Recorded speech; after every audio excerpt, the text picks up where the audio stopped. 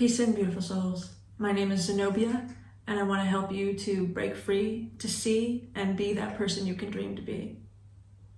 Now, what they don't tell you about the law of attraction and manifestation, 5 ways you can start to make that work for you, and stick around to the last one, because it's not what you would expect.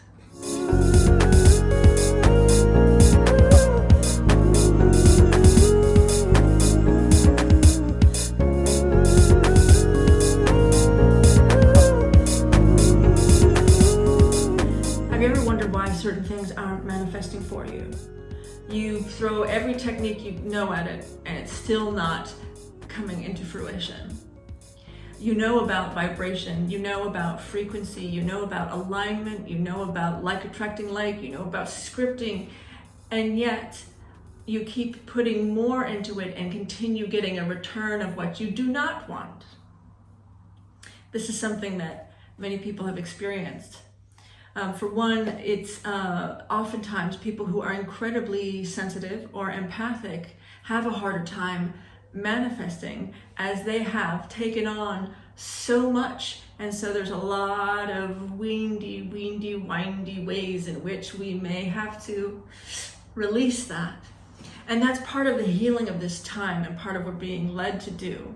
So to be someone who can take that on and is able to perceive and begin to open those doors means you're exactly where you are meant to be right now, to not be freaked out. This can be resolved. And yes, law of attraction is a thing. The like does attract a like, but that does make it difficult at times. And honestly, can feel like some people get the short end of the stick, because if they've had a soul agreement that allows them to come into a lifetime that is filled with childhood abuse, then how can the structure of that being the resonant frequency of what they are at allow them to break out of that?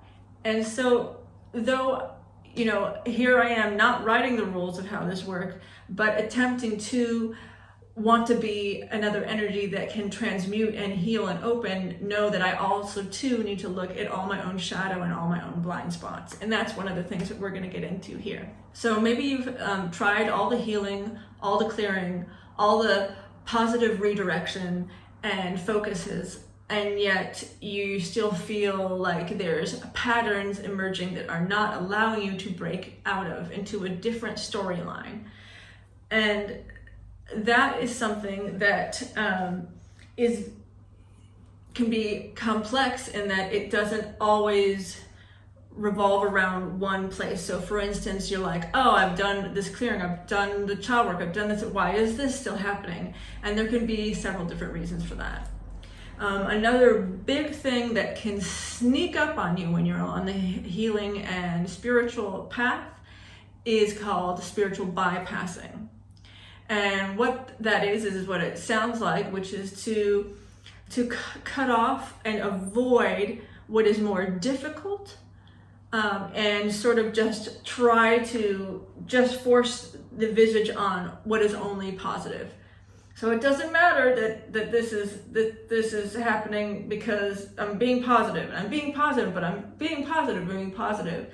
However, it is something that needs some kind of clearing and is unresolved. If you've had traumas, if you've had wounds or hurts or things that are in there, that then it's going to continue to propagate. And in fact, there's a beautiful old story that has been around since before I was a kid, Shirley, and I won't call you Shirley, but it begins with a shaman or medicine man, and he's talking to a group of kids, and he's telling them about a story about each individual having both a dark wolf and a light wolf inside of them, and they will fight throughout your life. And one child raises his hand and says, well, who wins?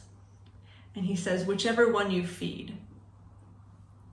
And that metaphor is to say, indeed, where the attention goes and the focus goes, the energy will also feed into that direction. But if we are avoiding, there is an energy to avoidance that will continue to give to what can be referred to as the shadow self. And the shadow self, when I say that, I don't mean something negative, because The shadow self is often something that is constructed because we needed it. We needed to find a way to survive and exist the best way that we could in this reality. And in fact, as we continue to shed more light on it, it's going to contain some of the very, very gifts that we needed to unwrap and allow ourselves to gift to the world. And I wish I could say it was as simple as like, well, ta-da, but you actually do have to do the work of shedding the light. And it's not just like, bam, I did it. I went out and got the highest beam, whatever I could, and I just fired it right at it and said, show me who you are. Tell me your name. None shall pass. No, anyhow. So what I'm getting at there, or attempting to get at, is that it does take time, and sometimes it's layers, and there's days, it's pretty much the moment you feel some resistance, something that feels uncomfortable. If you feel what would be categorized as a lower vibration frequency, right? So a frequency, an emotion that is happening at a lower frequency. And these can happen from traumas or not resolving much of our, what is subconscious, which is in and of itself doesn't make this an easy journey, because it's often things that are within our blind spots. And this goes into some of what I want to get into as well, in terms of how to find yourself through this. So let me start with 101, just one, starting with one. Pause and see it. So you have that feeling and you want to just stop, hit the brakes as much, if it's just take a moment to observe that is happening. 2, we're going to accept it and acknowledge it. We're going to accept that this is something coming up for us, and that there is something to learn and to be gained from here, should we choose to do the dance of learning it versus repeating it. And to acknowledge and allow ourselves to release the resistance on the resistance, release the resistance of learning about what we have a resistance to. So there's sort of like layers of just like, I don't want it, but we've got to get rid of those in order to get to the thing. And then when we get to that thing, it's about understanding the source of it and not the actual sting. 3, trigger happy and new inner dialogue. And that goes into trying to reframe when we have these things come up, and recognize that this is an aspect of ourselves saying, I need some attention, I need some healing. That there is an aspect of how and what we have experienced that is now coming forward, and it's bringing up all of that experience into the now, and thus sort of constructing that storyline within it, even if it doesn't necessarily fit the entire parameters, and is thus sort of constraining you to continue that same cycle that is causing you pain. And that can be easier said than done, of course, especially if you've been experiencing a cycle of pain. How do you even know that there is something outside of that? How do you even know to know? And I can't begin to answer that for an individual, but I can share things that have helped for me or for others, and just know that the step in being here or watching it and allowing yourself to believe something's possible is a huge thing, especially coming from a place that has experienced a lot of trauma. 4, shadow work. Doing the shadow work. And shadow work doesn't need to come with that sound up, just know that it can come off sounding that way. In actuality, it is the gateway to one's freedom, and it is the gateway to actually just feeling that lift up and feeling so much lighter. And as I begin to clear and do so much more, I can just tell you that it is worth it. It is worth going for those little things we're resisting the resistance. We're resisting going through it and releasing it. And there will be layers, but it is so worth it. So keep going. An important note about shadow work, because the structure of our society often says that is just the child work of this life. Although there is science that does go into how we carry ancestral trauma, so what our mother went through. And so there is an aspect of both validation and acknowledgement to what the pains of our ancestors getting passed down, and that being an energetic and structure in which we have the opportunity to transmute. However, it doesn't necessarily go into letting you know that maybe you're also carrying some things from a past life. And that also is something that could need to be cleared and released. Does that mean you have to go know exactly what it is to clear and release it? No, it doesn't mean that. But it could be something that is part of a recurring pattern or part of why a situation happens. There is still that frequency and vibration being held in an undercurrent, in my blind spots, for instance. And that could sometimes crop up in unexpected ways. It doesn't necessarily mean what happened for you is what is in you, but maybe the thing that happened to you is something that happened before, so that's the fear of it that is keeping it alive, so to speak. And that is just another opportunity again to meet the wisdom and the ability to expand upon the way of seeing that.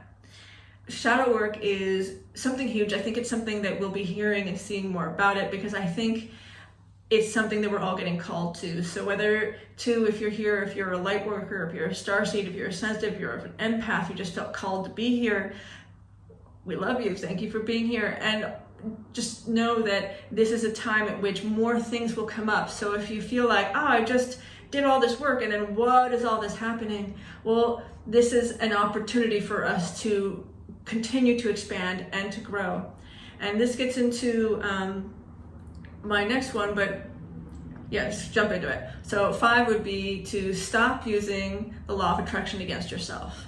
And part of what I was going to get into here, and I'll get back straight to that point as well, but is that we have 2 aspects of self, right? That I'm just going to go over the 2, which is our higher self, our more eternal soul self, and then the aspect that is here as human. And the 2 of those have 2 different perspectives. So when something might seem that in your life very overwhelming, very difficult, like how did I even ask for this? What is this? That there might actually be a completely different perspective from that higher self and from that is a part of that. And so what can we do to release ourselves from the view of it? And what we get caught on, and what I witness people get caught on, what I have seen myself get caught on for myself, is that we'll use the moment of the law of attraction or the manifestation not coming to us as you doing something wrong, as me doing something wrong. Like, I didn't get it, it didn't happen, what did I do wrong, what is wrong with me, what do I need to figure out? And that actually is part of having it not function for you, because that is you putting resistance into it. So that means there's going to be a higher, and I don't mean higher like a level, but I do mean there is I don't mean higher like a hierarchy, but I do mean there's another perspective in which to see this. And that is the perspective of what this creates by you doing that. And so if it took you figuring out the expanse and wisdom fully of a word, of a concept, by going through this way, then maybe that's what it took. And there is a way to view it and experience it that you just haven't witnessed the gift that it may have been in disguise. And I don't necessarily mean to say and blanket anyone's experience, especially with something difficult right now, as a gift. I can't speak for that. Time can speak for that, and your own experience can speak for that. And I can say that there are things that I have been through that have gotten me to where I am now. And would I want this to be different for other girls in the future? Absolutely. That's part of why I'm out here talking and doing things. I want to be able to help set the stage for a different way of being and perceiving and allowing others to be and flourish as they are, and not so much of the, putting out any of that light or showing that you don't have to let anybody dim that light as well. So it's important to think of when something comes up, we're going to pause. We're going to accept that you're having this, and you're going to acknowledge it. We're going to notice if we are resisting the resistance. And we're going to ask ourselves, what can we do to find the expansion and the other view of this situation versus believing it shouldn't be happening and to continue suffering? You deserve to be happy. You deserve to celebrate yourself and to celebrate how far you've come and how much you've done and how powerful you are. I've said it before and I'll say it again. It takes a strong soul to be here. You have been through and done so much in order to play part as this. Whatever in you is telling you you can't, or it isn't, or it won't, offer it love, acceptance, but don't follow it. Don't let it be the director here, but hold it. It had a part to play in you being where you are, and has a part to play in your expanded wisdom and ability to show compassion at a far greater level. So continue to step fully into yourself. Don't disregard when something feels difficult or comes up, or it's just, but I was feeling so good. See, we're going to be feeding in that shadow. It's going to get bigger. It's going to get something more we have to do. And in order to do that, again, we bring our light, we bring our attention, we bring our love to that. And we allow ourselves to expand beyond it, and we allow ourselves then to step into a different frequency of which we make very different choices and even witness and experience things incredibly differently. So just remember, you have the resiliency, the capacity, and the strength that you are not alone, and you are loved beyond measure. Thank you for tuning in. Please let me know if there's something else I can talk about in the comments, or let me know where you are on your journey and how you see things along this line as well. If you had any aha moments, if there's anything that struck you about being here, I would love to know. I'd love to get to know you. So please let me know there. Hit the like, hit the subscribe, and I will see you next time. I love you. Peace in, peace out.